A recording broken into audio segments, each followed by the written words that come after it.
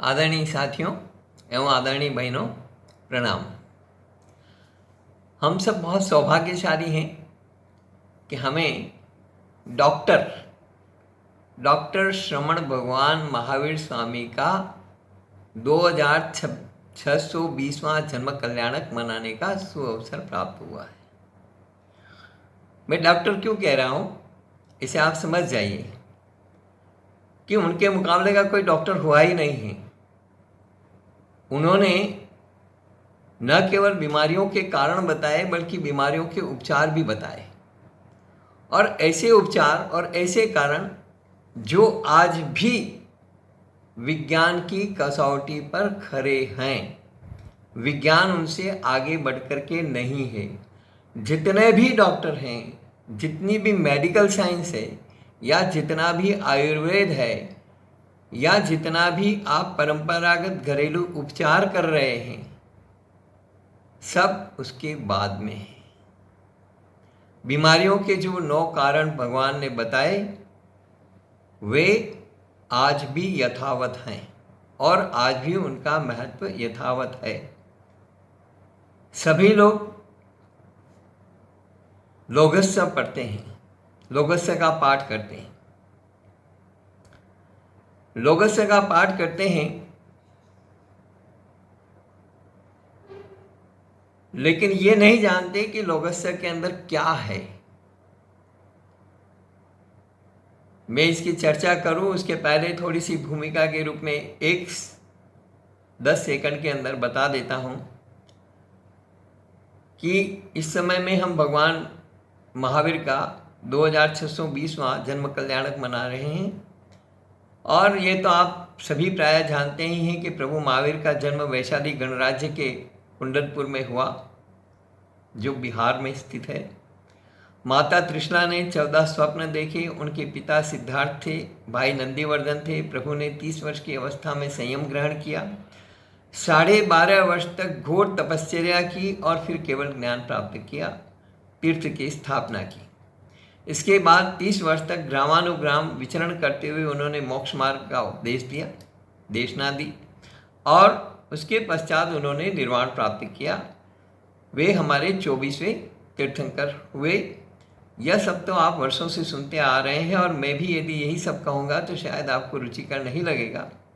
लेकिन क्या आप जानते हैं कि सर्वज्ञ, सर्वदर्शी, सर्वकालिक, सर्वदेशी और सर्वभाषीय देशना देने वाले, आत्मविज्ञान और मनोविज्ञान में निष्णात प्रभु महावीर एक बहुत अच्छे चिकित्सक भी थे, क्योंकि वे सर्वज्ञानी थे, सर्वज्ञ थे।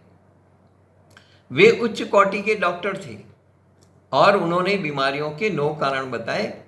हर बीमारी का कारण और उपचार भी उन्होंने बताए।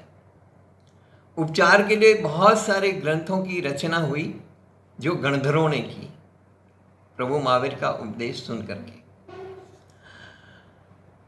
हम सब लोगस्य का पाठ करते हैं। लोगस्य में क्या है? लोगस्य में तीर्थंकर भगवंतों की स्तुति है। लोक में ज्ञान का प्रकाश फैलाने वाले लोगस्य उज्जोय अग्रे दम्मति थयरे जिणे, लोक में ज्ञान का प्रकाश फैलाने वाले और धर्म तीर्थ की स्थापना करने वाले तीर्थंकर भगवंतों की स्तुति करते हुए गणधरों ने इस लोगस्य के पाठ में स्तुति के साथ क्या मांगा? लोगस्य के अंत में हम पढ़ते हैं आरोग्य बोहि लाभम। आरोग्य बोहि लाभम यानी मुझे आरोग्य और बोधि का लाभ प्रदान करो। तीर्थंकर भगवंतों से, तीर्थंकर भगवंत महावीर, प्रभु महावीर से प्रार्थना कर रहे हैं गणधर भगवंत कि हमें आरोग्य और बोधि का लाभ प्रदान करो, प्रदान हो। अब उन्हें आरोग्य की क्या जरूरत? आपको तो जरूरत है ही नहीं ना, क्योंकि आपको तो पैसा चाहिए ना। सिर्फ पैसे से सब कुछ हो जाएगा, आरोग्य भी खरीद लेंगे, हो जाएगा उससे। थोड़ा गंभीरता से सोचिएगा आज मेरे इस सवाल को कि गणधर भगवंतों को आरोग्य किस लिए चाहिए, आरोग्य और बोधि किस लिए चाहिए? क्योंकि शरीर माध्यम खलु धर्म साधन, शरीर धर्म साधना का पैदा माध्यम है। यदि आपका शरीर निरोग है तो ही आप मोक्ष की साधना कर सकेंगे और सिद्ध बुद्ध मुक्त हो सकेंगे। यदि आपका शरीर स्वस्थ नहीं है, निरोग नहीं है, तो आप किसी भी प्रकार की साधना हो या घर का काम हो, आप पूरे मनोयोग से नहीं कर सकेंगे। इसलिए आरोग्य सबसे पहले चाहिए और उसी की हमने उपेक्षा कर रखी है। इसलिए आज का दिन है ये समझने का कि जब गणधर भगवंत भी आरोग्य के लिए प्रार्थना कर रहे हैं, जिन्होंने सब कुछ छोड़ दिया, दुनियादारी छोड़ दी, किसी चीज में किसी प्रकार का मोह नहीं, माया नहीं, राग द्वेष नहीं, वे आरोग्य की कामना कर रहे हैं ताकि वे शरीर से स्वस्थ रह सकें और सिद्ध बुद्ध मुक्त हो सकें। इस आरोग्य बोहि लाभम के अंदर आगे उन्होंने कहा है चंदेसु निमलयरा, यानी चंद्रमा की तरह निर्मल शीतलता, और ऐचेसु अयम पयासयरा, सूर्य के समान तेजस्विता, सागरवर गंभीरा, सागर की तरह गंभीरता, ये सब हम में आए और हम सिद्ध बुद्ध मुक्त हो सकें। सिद्धा सिद्धि मम दिसंतु। तब प्रभु महावीर ने बीमारियों के 9 कारण बताए। स्थानांक सूत्र, अलग अलग धर्म और समुदाय के अलग अलग स्थानांक सूत्र हैं, लेकिन स्थानांक सूत्र में विषय एक जैसा है। मेरे पास अलग अलग समुदाय को मानने वाले ऐसे अलग अलग आचार्यों के द्वारा लिखे हुए 7-8 स्थानांक सूत्र की प्रतियां पड़ी हुई है। कोई 45 आगम मानते हैं, कोई 32 आगम मानते हैं। मैं उस सारे विषय में नहीं जाना चाहता हूं, क्योंकि उस विषय में जाने से सिवाय विवाद पैदा करने के और कुछ हासिल नहीं होगा। मैं केवल स्थानांक सूत्र की बात कर रहा हूं जो सबके पास में है, सभी उसको मानते हैं। कोई ठाणांक सूत्र बोलता है, कोई स्थानांक सूत्र बोलता है, जो भी बोलते हैं, लेकिन सबके पास है। उसके 90वें अध्याय में, 90वें ठाणे में प्रभु महावीर ने रोगोत्पत्ति के 9 कारण बताए हैं। इनमें से 8 कारणों से शरीर के रोग उत्पन्न होते हैं और 9वें कारण से मानसिक रोग उत्पन्न होते हैं। आचार्य अभयदेव ने स्थानांक सूत्र की विवेचना करते हुए लिखा है कि अधिक बैठने या कठोर आसन पर बैठने से बवासीर आदि उत्पन्न होते हैं। अधिक खाने या थोड़ा थोड़ा बार बार खाते रहने से अजीर्ण आदि अनेक रोग उत्पन्न होते हैं। मानसिक रोग का मूल कारण इंद्रियार्थ विगोपन अर्थात काम विकार है। काम विकार से उन्माद आदि रोग उत्पन्न होते हैं, यहाँ तक कि व्यक्ति को वह रोग मृत्यु के द्वार तक पहुँचा देता है। वृत्तिकार ने काम विकार के 10 कारणों का भी उल्लेख किया है। इन कारणों की तुलना सुश्रुत और चरक आदि वैद्यक ग्रंथों में आगत रोगोत्पत्ति के कारणों से की जा सकती है, जो बहुत बाद में सारे लिखे गए हैं। स्थानांक सूत्र में रोगोत्पत्ति के 9 कारण इस प्रकार बताए गए हैं। नंबर 1, अधिक बैठे रहने से या अधिक भोजन करने से। अब ये 2 कारण एक साथ हैं ऐसा नहीं है। एक्चुअली ये प्राकृत भाषा में जो लिखा गया है उसके अंदर एक ही शब्द के 2 अर्थ होते हैं और एक ही शब्द के कई अर्थ भी होते हैं। तो मैं उन बहुत विस्तार में नहीं जाना चाहता हूँ, इसलिए मैंने सिर्फ हिंदी में जो संभव था वो मैं आपके सामने रख रहा हूँ। तो तो पहला कारण उन्होंने बताया अधिक बैठे रहने से या अधिक भोजन करने से। दूसरा उन्होंने कारण बताया अहितकर आसन से बैठने से या अहितकर भोजन करने से। ऐसे तो मैं पूरा का पूरा प्राकृत और संस्कृत वगैरह में पूरा विवेचन बता सकता हूँ और सारे कारण इसमें मौजूद हैं।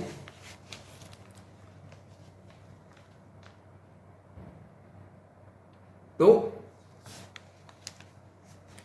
नवहि ठाणे रोगोत्पत्ति सिया तम जहा अचासणयाय अहित शरणायाय अतिनिधाय अति जागरितेणम उच्चारणिरोहेणम पासवणनिरोहेणम अर्धान गमनेणम। इसी तरह से ये सारे कारण बताए हैं, 9 कारण हैं। एक्चुअली बारीक अक्षर हैं तो थोड़ा पढ़ने में मेरी दिक्कत है और मैं जल्दी से अपनी बात भी कहना चाहता हूँ, इसलिए मैं, नहीं तो लोग कहेंगे कि वीडियो लंबा है, हमारे पास समय नहीं है। भगवान महावीर की स्तुति करने के लिए और लकीर को पीटने के लिए वो घंटों लगा देंगे, क्योंकि वहाँ समाज के बाकी लोग भी देखते हैं, है ना, तो अपना थोड़ा सा दिखाने के लिए। लेकिन वास्तविक धर्म की कितनी अनुपालना की जाती है वो बिल्कुल दूसरी बात है। तो इसलिए मैं ऐसी वो कोई चीज़ नहीं कहना चाहता हूँ कि किसी को हाथ चुभे, सिर्फ सीधे सीधे मैं अपने मुद्दे की बात करना चाहता हूँ।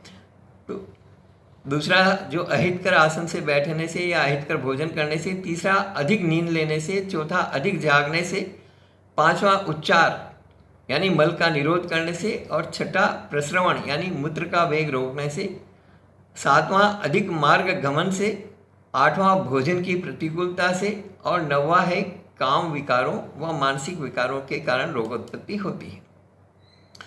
प्रभु ने जो पहला और दूसरा कारण बताया है, अधिक बैठे रहने से या अधिक भोजन करने से, अथवा अहितकर आसन से बैठने से या अहितकर भोजन करने से, तो आज की मेडिकल साइंस भी इन कारणों को मानती है। व्यक्ति यदि 7-8 घंटे तक लगातार बैठा रहे तो वह बीमार हो सकता है। शरीर में रक्त प्रवाह अवरुद्ध हो सकता है, जिसके कारण चक्कर आ सकते हैं, अन्य बीमारियां हो सकती है। लगातार अधिक बैठक से बवासीर हो सकता है, अपच हो सकता है, गैस्ट्रिक हो सकता है, प्रोस्टेट हो सकता है, मोटापा और पेट संबंधी कई बीमारियां हो सकती है। आयुर्वेद का भी सिद्धांत है, हितभुक मितभुक ऋतुभुक शतपथयायी वामशायी। हितभुक का अर्थ होता है भोजन अपने स्वास्थ्य के अनुकूल होना चाहिए। यदि स्वस्थ रहना है तो प्रत्येक व्यक्ति को अपने स्वास्थ्य को देखकर भोजन करने का आयुर्वेद ग्रंथों में विधान किया गया है। जैन ग्रंथों में भी पूरा जीवनचर्या दी गई है। एक्चुअली जैनिज्म को परिभाषित ही गलत ढंग से किया गया। जैनिज्म एक बाड़ेबंदी का नाम नहीं है कि ये जैन एक आचार पद्धति है, जीवन जीने की कला है, जीवन जीने की पद्धति है। आप जैन को केवल एक धर्म की बाउंड्री के अंदर बांध करके नहीं देखिए। ऐसे देखेंगे ना तो वास्तविक जैनी कितने हैं तो पता लग जाएगा। जैन धर्म का जो लोग पालन करते हैं, वस्तुतः वो किसी भी धर्म को मानते हो या किसी के भी अनुयायी रहे हो, लेकिन जो जैन पद्धति से अपना आहार विहार निहार सारा करते हैं वो जैन। जैन एक आचार पद्धति है, आचरण का विषय है, ये जीवन जीने की कला है। वो चाहे किसी को भी माने, लेकिन जो आचार पद्धति और वो सारी चीज़ें हैं, वो जो मानने वाला है वो जैन है। ऐसे मानने से कुछ नहीं होता है कि ये मेरे गुरुजी है, ये मेरे आचार्य हैं, ये मेरे ये हैं, फलाना है ढिगड़ा है। क्योंकि कई लोगों ने अपनी अपनी सारा जमाने के लिए, अपने अपने समुदाय को जमाने के लिए अलग अलग व्याख्याएं की है, अलग अलग ढंग से उनका विश्लेषण किया है। मैं यहाँ बहुत स्पष्टता से कह रहा हूँ कि मेरा किसी को ठेस पहुँचाने का उद्देश्य बिल्कुल भी नहीं है। मैं सिर्फ और सिर्फ ये भगवान महावीर, डॉक्टर महावीर, उनका क्या उपदेश है उसी की व्याख्या करना चाहता हूँ, उसी पर बात करना चाहता हूँ। आज रोगोत्पत्ति का एक प्रमुख कारण यही है कि बाजार में प्रायः हितकर नहीं मिलता। अधिकांश नकली या मिलावट वाला माल मिलता है। हर चीज़ में मिलावट है। खाद्य पदार्थों की क्या बात करें, आज तो औषधियाँ भी नकली आने लगी। अतः हितकर भोजन के लिए बहुत सात्विक खाद्य पदार्थों का उपयोग ही लाभप्रद हो सकता है। इसी प्रकार मित भोजन का अर्थ है आवश्यकता से अधिक नहीं, कुछ कम ही हो। इसीलिए उनोदरी तक कहा गया है कि हमें जितनी भूख है उससे थोड़ा सा कम खाएं। भोजन की मात्रा नियमित हो। इसी दृष्टि से जैनागमों में क्षुधा से कुछ कम खाने की उनोदरी तप की संज्ञा दी गई है। पथ्य भूख या ऋतु भूख भोजन आज दुर्लभ सा हो गया है। शहरी सभ्यता में तो होटलों का खाना बहुतायत से स्टेटस सिंबल बन गया है। ऋतु भूख का अर्थ होता है ऋतु के अनुसार भोज्य पदार्थों का चयन हो। आइसक्रीम और चाट पकौड़ी आदि खाने वालों को ऋतु भूख का ध्यान कहाँ रहेगा। जीवनवार में भी खाना खाने के बाद में आइसक्रीम खाई जाती है। यही ध्यान नहीं है कि हमने जो खाया है, यदि उसके ऊपर हम आइसक्रीम खाएंगे तो हमारी जो जठराग्नि है वो मंद पड़ जाएगी, तो जो खाया है वो पचेगा कैसे। लेकिन अधिकांश व्यक्तियों को तो ऋतु के अनुसार कौन कौन सा भोजन होता है इसका भी ज्ञान नहीं होता है। खाना खाने के बाद 100-200 कदम चलना चाहिए और सोते समय बाईं करवट सोना चाहिए। यदि अहितकर आसन पर बैठते हैं अथवा सोते हैं तो हम बीमार हो सकते हैं। स्वाद के लिए भक्ष्य अभक्ष्य का विवेक रखे बिना खाए जा रहे हैं तो रोगोत्पत्ति तो होनी ही है। अजीर्ण होने पर भी खाए जा रहे हैं। एसिडिटी, गैस, खट्टी डकारें, मोटापा सब हो रहा है, फिर भी मुंह का स्वाद नहीं छूटता। आप सोचिए, एसिडिटी के लिए गोलियां ले लेते हैं, यही नहीं मालूम है कि ये गोलियां रेगुलर लेंगे एसिडिटी की तो कभी न कभी ज़िंदगी में कैंसर हमारा दरवाज़ा खटखटाएगा और हमारी किडनियां खराब होगी। ये तय है, पक्का है और वैज्ञानिक रूप से सिद्ध है। अभी डॉक्टरों ने सारा का सारा अभी 2019 में इसके ऊपर पूरा का पूरा मीडिया में आया है लंबा चौड़ा, एसिडिटी की गोली को लेकर के। खोमचे पर जाकर खड़े हो जाएंगे और पानी पूरी, बताशे, भेलपूरी खाएंगे। यह भी नहीं देखेंगे कि इमली के पानी के लिए जो वेटर बार बार अपना हाथ पानी की मटकी में डाल रहा है वह किसी चर्म रोग का शिकार तो नहीं है। हथेली पर तंबाकू रगड़ने वाला वही व्यक्ति पानी में हाथ डाल रहा है, वह उसी हाथ से अपना पसीना भी पोंछ रहा है और नाक भी साफ कर रहा है और कपड़े से ऐसे ऐसे साफ करके, और वही तो ऐसी कई बातें हैं जो हमारे लिए बीमारी का कारण बन जाती है। प्रभु ने तीसरा कारण बताया है अति निद्रा और चौथा कारण बताया है अति जागरण। अब पहले और दूसरे कारण का जो मैंने विवेचन किया कि खाना जो है किस प्रकार का होना चाहिए, लेकिन आज फास्ट फूड, जंक फूड ये सब बीमारियों के कारण हैं।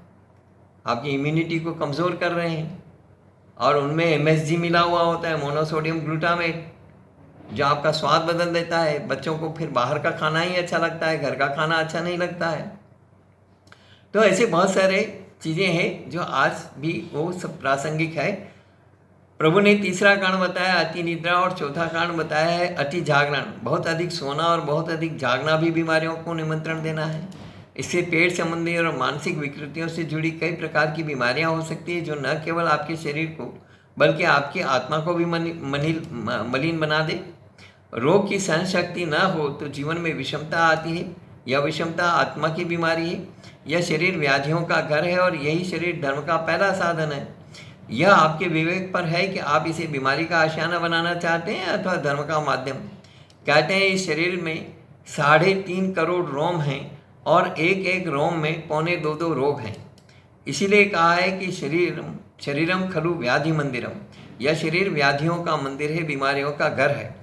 अनेक रोग इसमें भरे हैं और इसी शरीर के लिए कहा है कि शरीरम खलु आद्य धर्म साधनम। शरीर धर्म का पहला साधन है। इसलिए कहा है कि इस शरीर में रोग पैदा हो इसके पहले हम सावधान हो जाएं तो शरीर के रोग से बच सकते हैं और आत्मा को भी बचा सकते हैं। स्थानांत सूत्र में बीमारियों का 5वां कारण बताया गया है उच्चार, मल का निरोध करना, और 6ठा कारण है प्रस्रवण, मूत्र का वेग रोकना। आप ये जितने भी कारण मैं बता रहा हूँ इन कारणों के बारे में किसी डॉक्टर से चर्चा करिए, आपको पता लग जाएगा कि ये आज भी प्रासंगिक है या नहीं है। भगवान महावीर ने वो सर्वज्ञ थे, ठीक है, वो त्रिकालदर्शी थे, उन्होंने जो कारण बताए, जो सारी चीज़ें बताई, हुए आज भी यथावत हैं और आज भी वही लागू होता है। यही बीमारियों के कारण, यही कारण जो है अलग अलग बीमारियों को जन्म देते हैं। और आज की जितनी आधुनिक बीमारियां हैं, सारी मूल वजह ये 9 कारण हैं। मूत्र का निरोध करने से आँखों की ज्योति खराब हो जाती है। पेशाब रोकेंगे, बार बार रोके रहेंगे तो धीरे धीरे हमारे आँखों की ज्योति खराब हो जाएगी और स्टोन डेवलप होने लगेगा। कई तरह की दूसरी बीमारियां, जब हम बाथरूम को रोक करके रखते हैं, ब्लैडर फुल होता है और पेशाब नहीं करते, रोक के रखते हैं, टीवी सीरियल आ रहा है, ब्रेक आए तो जाएं, बच्चे खेलते रहते हैं मोबाइल पर और उन्हें भान ही नहीं रहता है कि मुझे पेशाब करना है कि पोटी करनी है। तो ऐसी स्थिति में वो सब बीमार होने के ये सब कारण हैं। जो मूल कारण बताया है, मल का निरोध करना, मूत्र के वेग को रोकना, तो ये आँखों की ज्योति खराब हो जाती है। मल का निरोध करने से जीवन खत्म हो जाता है। मल को आप यदि पोटी को रोकते रहेंगे तो मल टाइट होता रहेगा, अंदर जमा होता रहेगा। धीरे धीरे पेट संबंधी कई तरह की बीमारियां होगी, गैस, अपच, फिर पाइल्स की प्रॉब्लम होगी, फिर दूसरी प्रॉब्लम्स होगी, अंदर कैंसर होगा डेवलप। और शास्त्रों में चूनिकार कहते हैं कि उड्डा निरोध अर्थात ऊर्ध्व वायु और अधो वायु को रोक दें तो कोढ़ हो जाती है।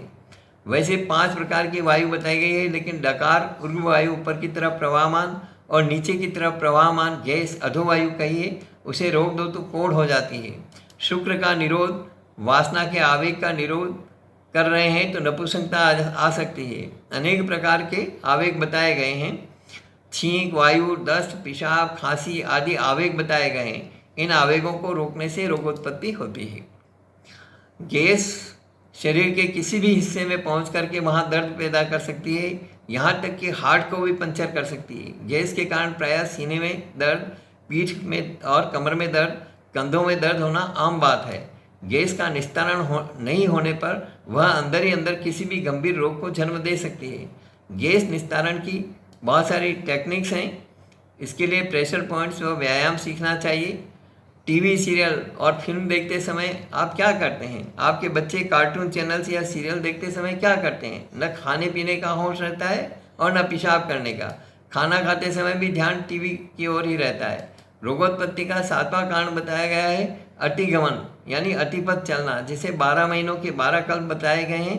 उसमें जेठे पंथ बताया गया है कि जेठ के महीने में उग्र विहार नहीं करना। तो ये उन गणधर भगवंतों के लिए, साधु साधियों के लिए, उनके लिए बताया गया है। 8वां रोगोत्पत्ति का कारण बताया गया है प्रतिकूल भोजन करना, यानी विरुद्ध आहार। विरुद्ध आहार के बारे में हमने कई पहले वीडियो बना चुके हैं और उसमें सारी चीज़ें बताई है हमने। कौन कौन सा किसके साथ क्या चीज़ नहीं खानी चाहिए, दूध के साथ में नमकीन नहीं खानी चाहिए, दूध के साथ में फल नहीं खाना चाहिए, इस प्रकार की बहुत सारी चीज़ें हमने बताई है। कौन से फल एक साथ नहीं खाने चाहिए, कौन सी सब्जियां एक साथ नहीं खानी चाहिए, ये सारे के सारे प्रतिकूल भोजन होते हैं। आपने पपीते के साथ में यदि नींबू खाया है तो आपको आपके शरीर में जहर फैल सकता है। इस तरह की बहुत सारी चीज़ें हमने बताई है। एक व्यक्ति बुखार में है, सन्निपात में है और आप उसे खूब स्वादिष्ट मिठाई खिलाएंगे तो क्या होगा? भोजन स्वादिष्ट है लेकिन वह स्वास्थ्य के लिए प्रतिकूल है, तो वह हानिकारक है। पथ्य अपथ्य का ध्यान रखे बिना भोजन करना बीमारियों को निमंत्रण देना है। और विरुद्ध आहार के बारे में बहुत सारी चर्चा हमने की है। विरुद्ध आहार के बारे में हम और भी वीडियो बनाने की सोच रहे हैं। 9वां कारण बताया गया है इंद्रियार्थ विकोवन, अर्थात काम विकारों व मानसिक विकारों के कारण रोगोत्पत्ति होना। काम विकार का मतलब है इंद्रियों का कुपित होना, इंद्रियों का उत्तेजित होना। इंद्रियां अगर कुपित होती हैं, उत्तेजित होती हैं, तो वो भी रोगोत्पत्ति का एक कारण बनती है। शरीर के भीतर जो भी विकृतियां पैदा होती है उसके कुछ मानसिक हेतु भी होते हैं। मनोविज्ञान कहता है कि 80% बीमारियां मानसिक कारणों से, दुश्चिंताओं से होती है और 20% शारीरिक कारणों से। मनुष्य के मन में, दिमाग, ब्रेन में कई जन्मांतरों के संस्कार और दमित इच्छाएं स्टोर रहती है। विकार पैदा होते हैं मन से। ब्रेन के अलग अलग कई हिस्से होते हैं, चेतन, अवचेतन, अचेतन। ये काफ़ी विस्तृत विषय है और इसकी विवेचना इस समय यहाँ संभव नहीं है। लेकिन प्रभु महावीर ने इन सब कारणों के निवारण हेतु पूरी जीवनचर्या बताई है कि किस प्रकार से हमें उन जीवनचर्याओं का पालन करना चाहिए, कैसा आहार लेना चाहिए, कैसा पानी लेना चाहिए, किस प्रकार से आहार का सेवन करना चाहिए। बहुत सारा बहुत विस्तृत विषय है और बहुत विस्तार से सारी चीज़ को समझाया गया है। लेकिन मुझे दुख है ये कहते हुए कि हमें अपने धर्म पर, अपने शास्त्रों पर गर्व नहीं रहा। आज तक मेरी जानकारी में नहीं है कि कभी आचार्य भगवंत इसके लिए आगे आए हों और उन्होंने स्वास्थ्य पर पूरी चर्चा की हो, जो प्रभु महावीर ने ठाणांक सूत्र में चर्चा की। ठाणांक सूत्र में सारा बता रखा है। इसकी टीका टिप्पणियाँ, इसकी चूड़ियाँ, इन सब का यदि सारा मिला जुला करके शोध कार्य किया जाए तो ये काफ़ी बड़ा काम है और आज की मेडिकल साइंस को चुनौती दी जा सकती है। लेकिन हमें गर्व नहीं है, हमारे पास इसके लिए पैसा नहीं है। उत्सव मनाने के लिए खूब पैसे हैं, बहुत दुख है। अरे और तो और वनस्पति में जीव होता है, ये हजारों हजार वर्षों से हमारे शास्त्र और हमारे तीर्थंकर भगवंत बताते आए हैं, साधु भगवंत बताते आए हैं। लेकिन मान्यता क्या है? एक वैज्ञानिक जगदीश चंद्र बसु ने 10 मई 1901 को लंदन में दुनिया के बड़े बड़े वैज्ञानिकों के सामने ये सिद्ध किया कि वनस्पति में जीव होता है, तो उसकी मान्यता बन गई। एक भी बंदे ने छाती ठोक करके ये नहीं कहा कि हमारे जैन धर्म में तो ये हजारों हजार वर्षों से, विज्ञान तो बहुत पीछे है। हमें गर्व नहीं होता, हम कोशिश ही नहीं करते, अपने जैन धर्म की प्रभावना की कोशिश ही नहीं करते। लड्डू बांटेंगे, वो प्रभावना है, लेकिन जैन धर्म के गूढ़ रहस्यों को वैज्ञानिकों के सामने लाना और उन्हें चुनौती देना, मैं मेडिकल साइंस को चुनौती देता हूं, आ जाइए मुकाबला करते हैं। आपका खान पान, आपकी दवाइयां ज्यादा प्रभावी है या हमारे शास्त्रों में जो कुछ लिखा गया है और जो परंपरागत रूप से हम करते आए हैं वो ज्यादा प्रभावी है? मैं चुनौती देता हूं। लेकिन मेरा साथ देने वाला कोई बिरला माई का लाल ऐसा नहीं है कि जो संपूर्ण रूप से कने इस चीज़ को आगे बढ़ाएं। खैर, मुझे कोई रंजगम नहीं है,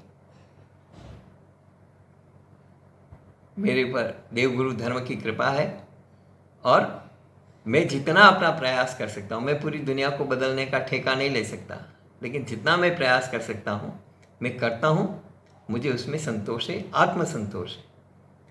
धन्यवाद। इस वीडियो में इतना ही। यदि आपको मेरा वीडियो अच्छा लगा हो तो इसे ज़रूर शेयर करें, लाइक करें और चीज़ों को आगे बढ़ाएं। धन्यवाद।